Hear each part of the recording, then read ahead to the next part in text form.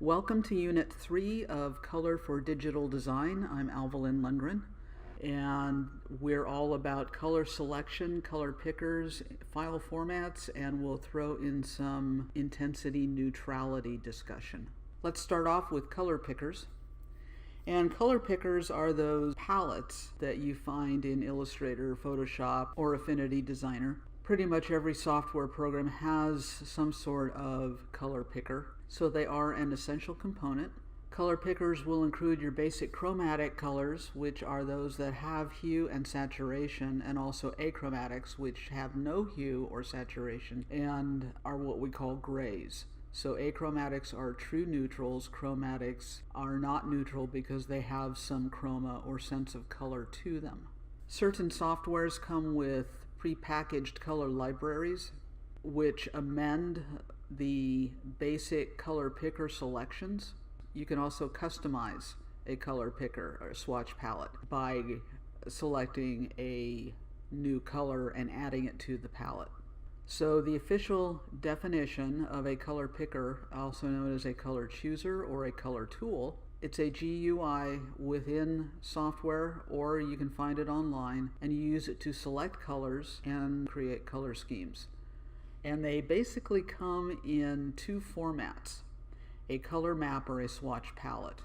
With a color picker, whether it's a swatch palette or a color map, and these on screen here are from Photoshop, you are not actually creating color. You're given a color field or a particular set of swatches. So the color field obviously is here in the color map, and this is another color map in Photoshop. Or you have a swatch palette, and basically you pick a color. It's not creating color in the sense that you'd be mixing gouache or acrylic paint. The colors are already pre-mixed in a way.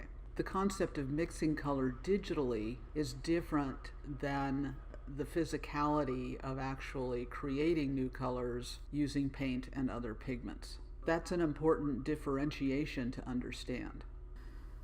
So a color mixer is a little more like mixing paint, but it's still a very different process in concept.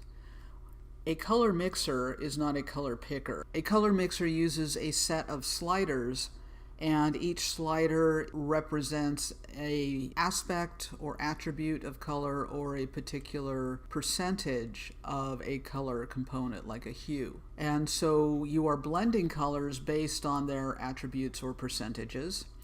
And you would do this in terms of RGB or CMYK, so the amount of red, green, and blue, the amount of cyan, magenta, and yellow, and then black. The hue, the saturation, the luminance, and sometimes this is designated as B for brightness, or hexadecimal, which is a truncated form of RGB. So in Photoshop, a color mixer is not within the color picker palette, it's in the color balance tool. And so you'll see that we have red, green, and blue, which are, of course, the additive primaries. And on the other end, we have cyan, magenta, yellow, which are the subtractive primaries. Remember also that cyan, magenta, yellow are the additive secondaries. Red is placed against its complement. Magenta, the secondary, has a complement or a direct opposite of green. And of course, blue, the primary, its complement is yellow. As you slide one direction, you'll increase red and reduce cyan. And as you slide the other direction, you'll increase cyan and reduce red. And right here in the middle, we have grays, which are your true neutrals. So over here in my toolbar, this is the color picker, the swatch palette. So over here in my toolbar, there's this little grid, and that is the swatch palette icon. If I go over here and I say I'm going to grab that color from the coat, it's showing up there. It's also showing up over here in the swatches. I can add this to the swatches. That's the color. I can just click on that and it gets added to my swatch palette. We're still not mixing color. We are selecting color from various points within a color field. So if I want to, say, lighten that, of course I'm going to go up here. We're going to get some tints. If I want to add more chroma, I can go toward red magenta, or I can go toward the green. So on a color map, you're going to have the saturated hue in the upper right and left corners. In this case, we have a complementary understanding. We have the green, which is the additive primary, and we have the magenta, which is the additive secondary, and they are complementary to each other. This slider helps me go toward red, so now I've moved toward the primary red, and you can see now that between red and green we have the secondary of yellow.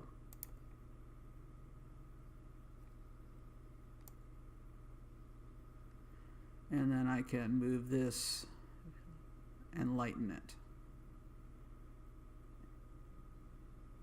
Now I'm in the territory of the complement of yellow, which is blue. So now I have the blue channel. So that is now the additive primary blue. Here in the corner we have the pure hue, but it's the secondary magenta, and over here is the secondary cyan. So let's embark on a discussion of image file formats, because not all image file formats are created equal, and color is affected differently with different formats. It's an important thing to know, especially for color management when you're trying to manage cross-platform, in other words, from digital to print, or back again, or even browser to browser or software to software. Image file formats matter, so you want to create the right file type for the purpose or the application of the image. There are essentially two different types of image files. One is raster, another is vector. So raster images are those that are built by pixels. So you stack up pixels and assign different color properties or color percentages to each pixel, and before you know it, you have a continuous tone image. Raster images are fixed. If you enlarge them too much, they become grainy or distort and what we call pixelated. They lose clarity, they lose definition, they start looking funky and just become really interesting background textures. So you have to use a raster image at the correct size and resolution. If you are printing it, your DPI needs to be 300 at the actual print size. So if you are printing an image that's going to be full page bleed in a magazine, the image size itself, the physical size, needs to be at least the dimensions of the magazine page at 300 DPI. Say it would be a 8.5 by 11 is the standard letter size paper dimension in the US, and so you'd have to have an 8.5 by 11 image in terms of pixel dimension and 300 dots per inch or lines per inch. For web, the standard resolution is 72 pixels per inch or dots per inch. If you print a 72 DPI image, it really looks bad.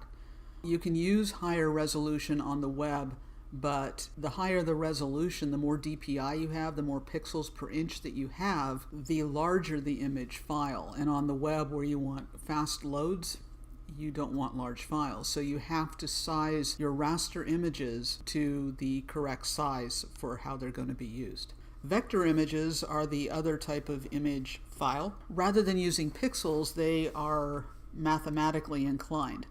They use Bezier curves, they use linear elements, they are scalable to any size. And they do not distort, they don't pixelate because they're not based on pixels.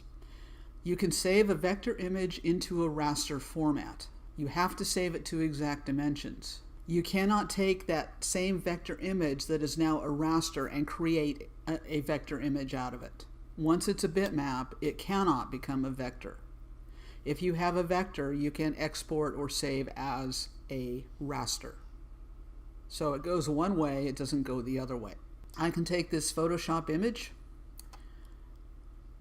It's a raster file. I can save it into a standard EPS format that would be normally a vector, but that does not make it a vector image.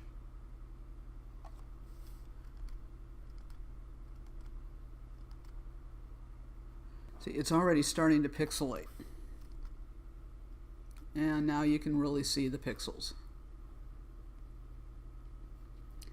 Do not make the mistake of thinking that just because the suffix is EPS that it's a vector image. If you open a vector file in Photoshop, you are looking at a raster image. If you open up a JPEG in Illustrator, you're looking at a raster image. Illustrator will not convert a JPEG bitmap into a vector. It cannot be done. So now let's move on to the concepts of resolution-dependent images and resolution-independent images. Raster images are resolution-dependent. Their physical size is directly related to their resolution and how they appear. Raster images can scale down, but they cannot scale up without starting to break apart. In a resolution-dependent image, the scaling, the sizing of it will affect the clarity. Resolution-independent image file will scale to any size without losing clarity and quality. These are your vector images. When you're creating work for digital applications like website or social media, if you want the site to load quickly, use images that are scaled and uploaded. Don't upload and expect the server or the software to scale the image and crunch it to the right size. I build custom websites out of WordPress, and WordPress is a framework for content management type websites. I can upload a high resolution JPEG, 300 dpi and 3500 pixels on its wide dimension. If I rely WordPress to crunch it, the site's going to take a longer time to load than if I upload a image that is sized exactly to the pixel dimensions I need. So using images at the right resolution and the right size saves time, and also allows you, believe it or not, to control color more effectively, simply because when WordPress or server-side compression works on the image, they're going to compress it based on certain algorithms, and those algorithms may lose color information. So just something to keep in mind. So what's compression?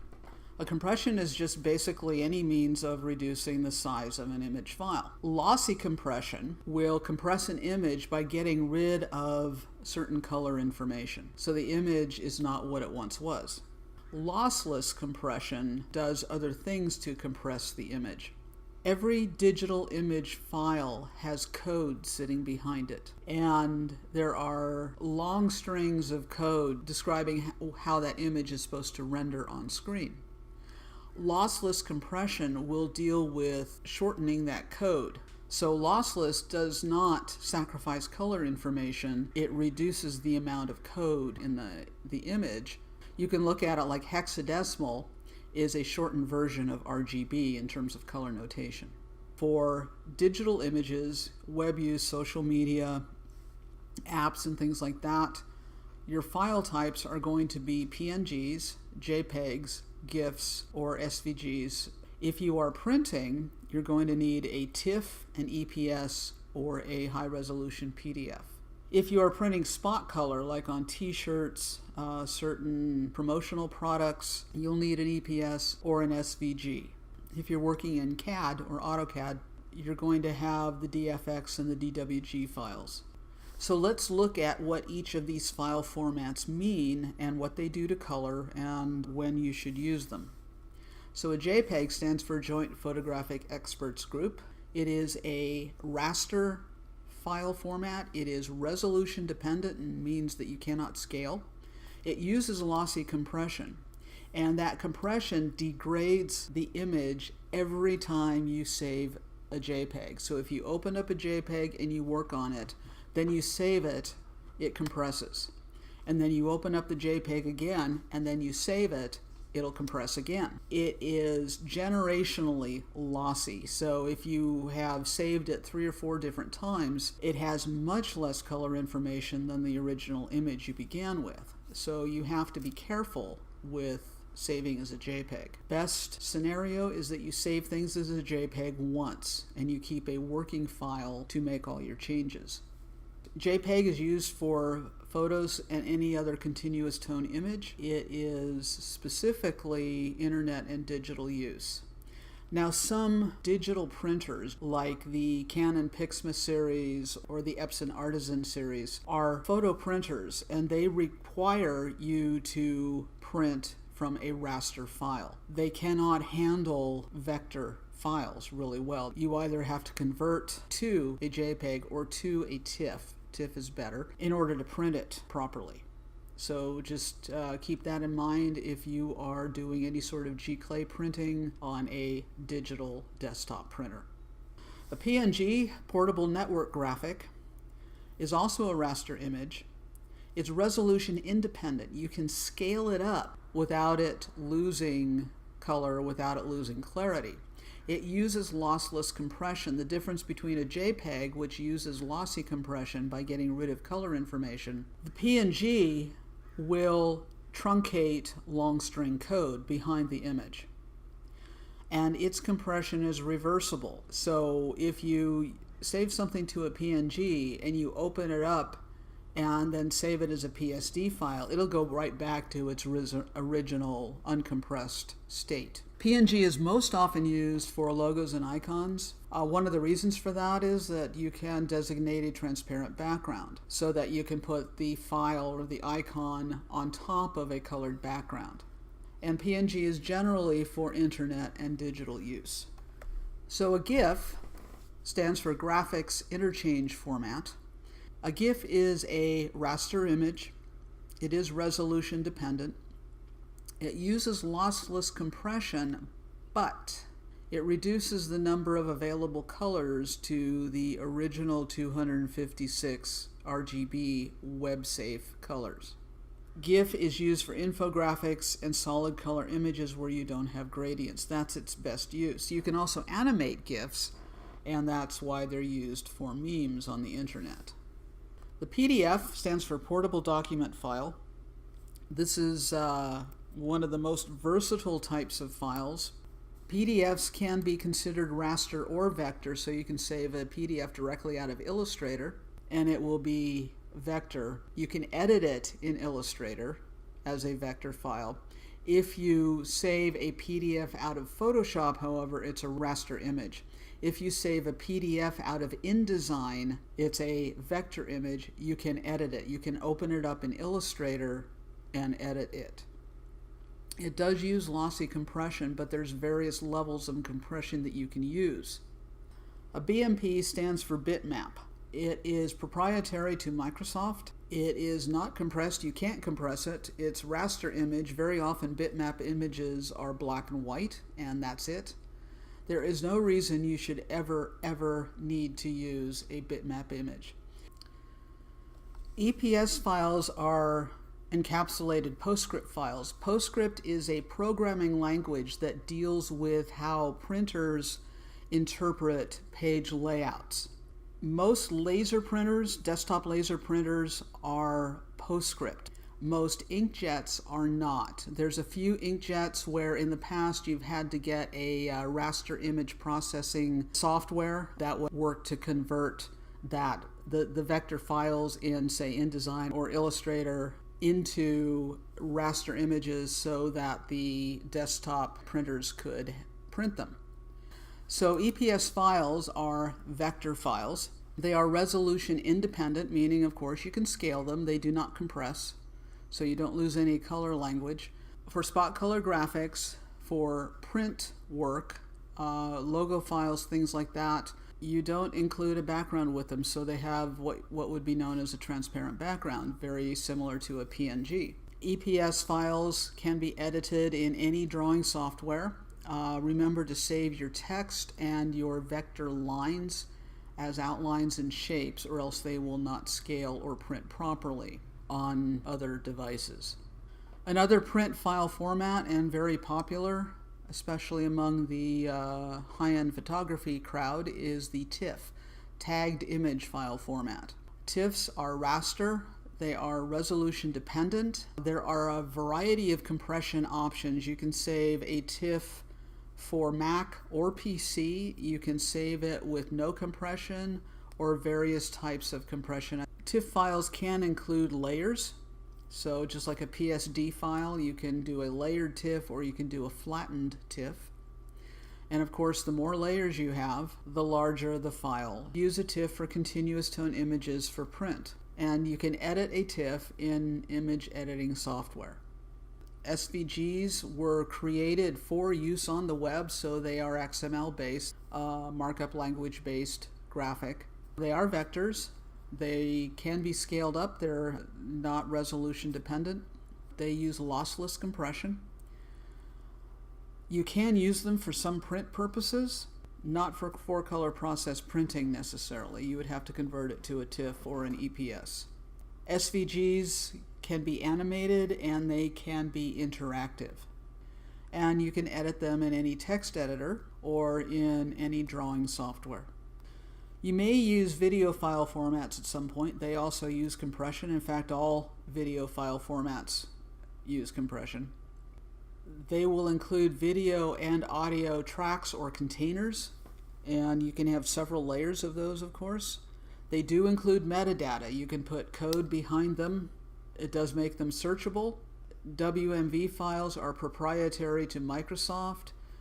FLV and SWF are proprietary to Adobe Flash. You have to have Flash player capability enabled on your computer in order to play Flash video. Then there are proprietary formats. Proprietary formats are those software-specific formats that you never really want to transfer to a client, and this is where you should keep your working files.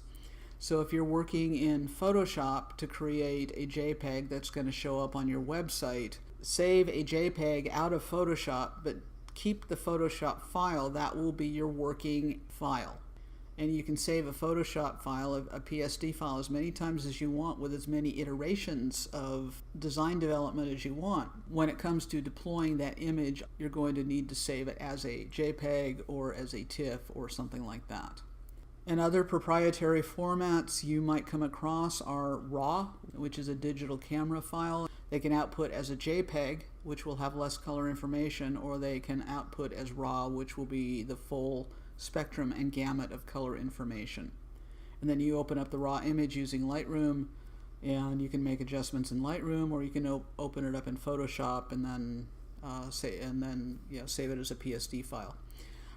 They are lossless formats, and there is no standardization across various manufacturers. So a Nikon RAW file will be different than, say, a Canon RAW file, but RAW will work. Lightroom and Photoshop will open up any RAW file with no problem.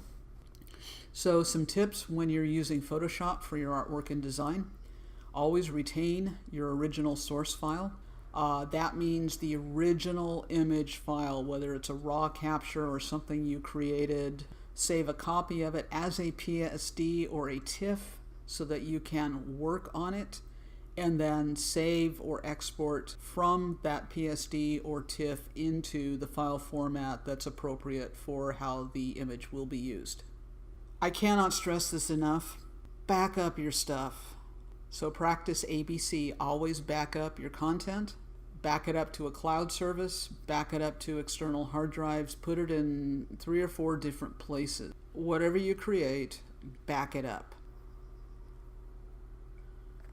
For the color theory portion of our session, we're going to be talking about intensity and neutrality.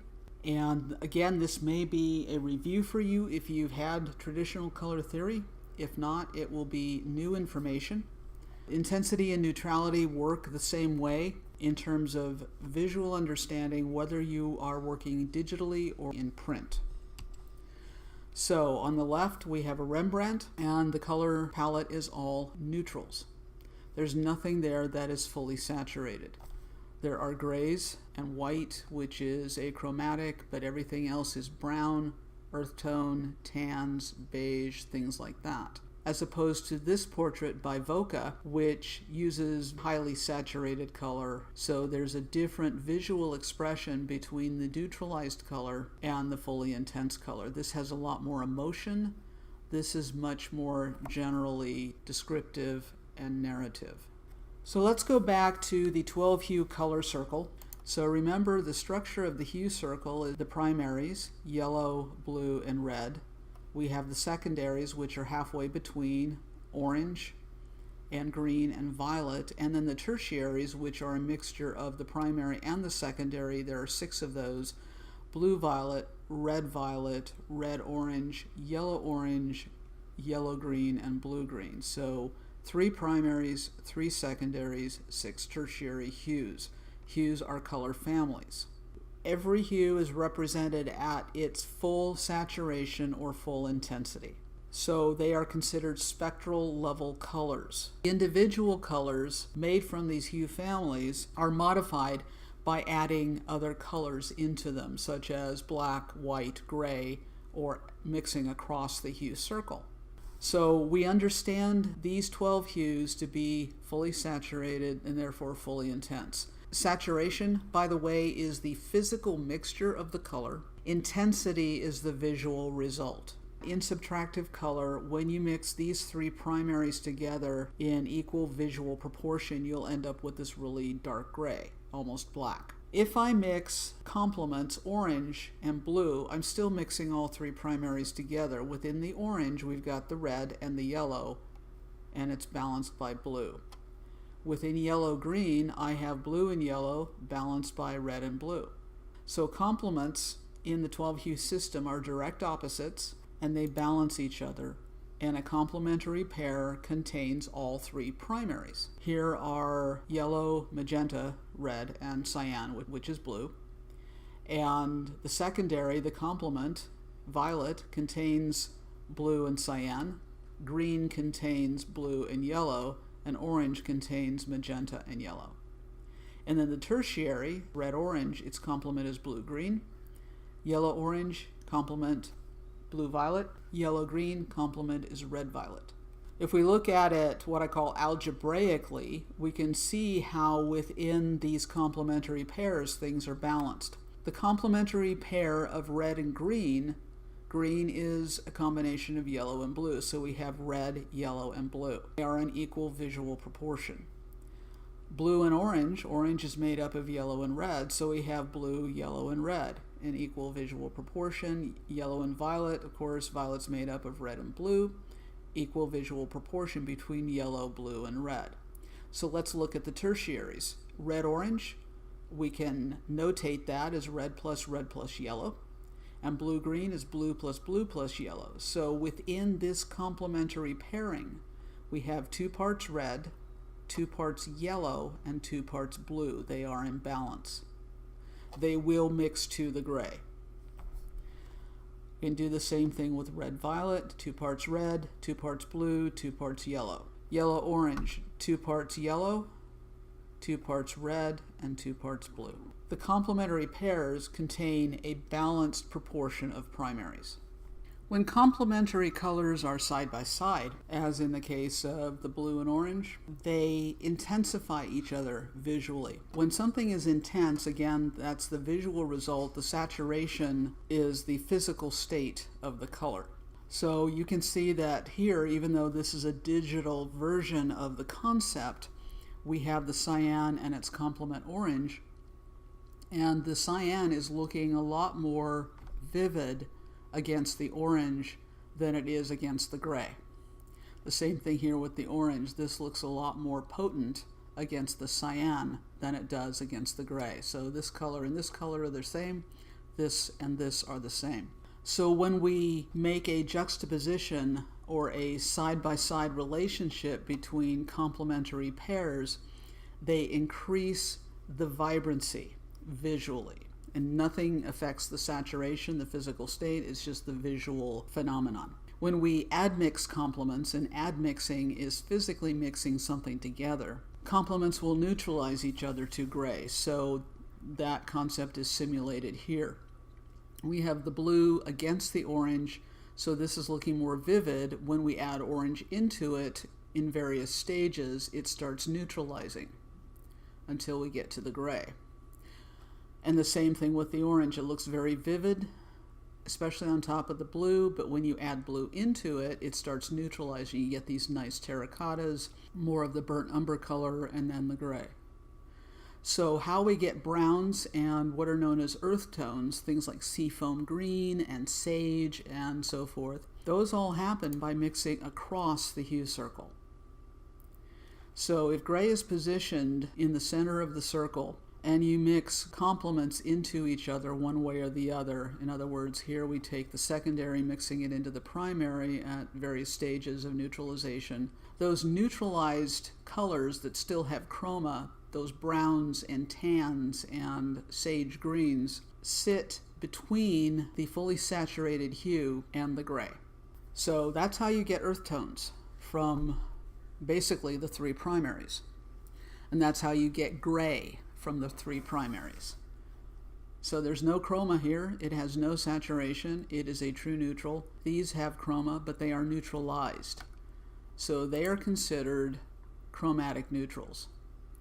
A true neutral, such as here, has no saturation whatsoever. It has no hue. It's a gray. Black and white are also achromatics. They are true neutrals. Chromatic neutrals are neutralized, they are modulated, they are desaturated, and they exist between the hue and the true neutral. So I have this image open in Photoshop, and there is a little bit of a yellow filter over it, but every color in this image is neutralized. There is nothing fully saturated.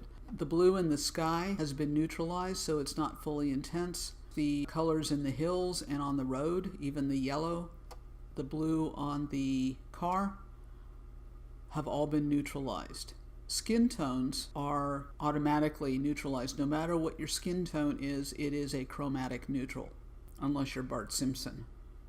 So one more thing I want to present to you, and again, this may be a review or it may not. It may be new information, and that is the concept of the after image. The after image is responsible for the visual intensity increase that happens between complementary pairs. The after image is something that happens all the time and affects how we perceive color. It occurs whether or not we're working in pigment or in digital media.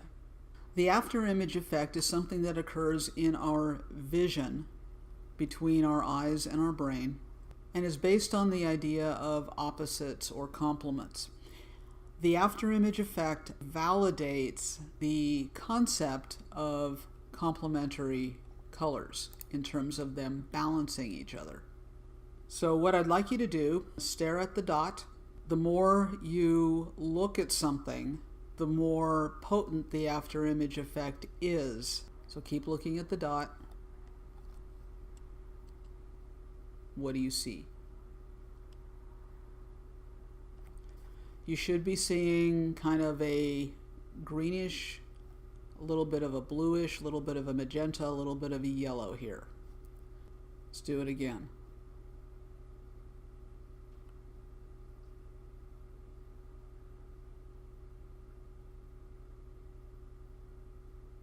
So this should be looking greenish, a little bit kind of violet, a little bit of a warm yellow to an orange sense, and a little bit of a magenta here. And it's more potent when you first look away. It takes about a split second to kick in. That is the after image. So you're looking at a color, and then when you look away, you see the after effect or the after image, which is the complement of the colors you were looking at. And it works whether you're in additive or subtractive color.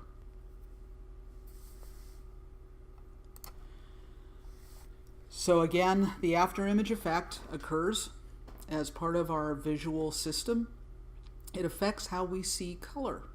We can actually manipulate how colors appear by what we surround them with. The only time we see a color accurately is if we put it on a gray background, which is why this has a gray background. There is no afterimage with a mid-value gray. With a darker gray or a black, the afterimage is white, And with a lighter gray or white, the after image is a dark gray or black. So there's always an after image going on. And it occurs because of the photoreceptor cells in our eyes and how they fatigue and then recover from stimulation. One more thing I'd like to show you. This is a negative image of this. So these colors are the complement of these colors. Notice how the white, the tree limbs, are now black. Notice how the blue sky, the cyan color in the sky, is now red. Notice how the blue-green in the sky is now red-orange. Notice how the yellow, the lit windows, are now violet. Notice how the blue reflective glass in the building is now orange. I've overlaid the blue image on top of the red, and I'm going to reduce the opacity of the blue image. Watch what happens. Remember, the colors are complementary. As I reduce the opacity, the image goes gray. So we lose chroma and we go into neutrals. And that's about as gray as it gets. Got various levels of gray. Notice also that light values neutralize dark values into mid value. Go back to red. Highly saturated color blends with opposite highly saturated color, gives you neutralized or true neutral color.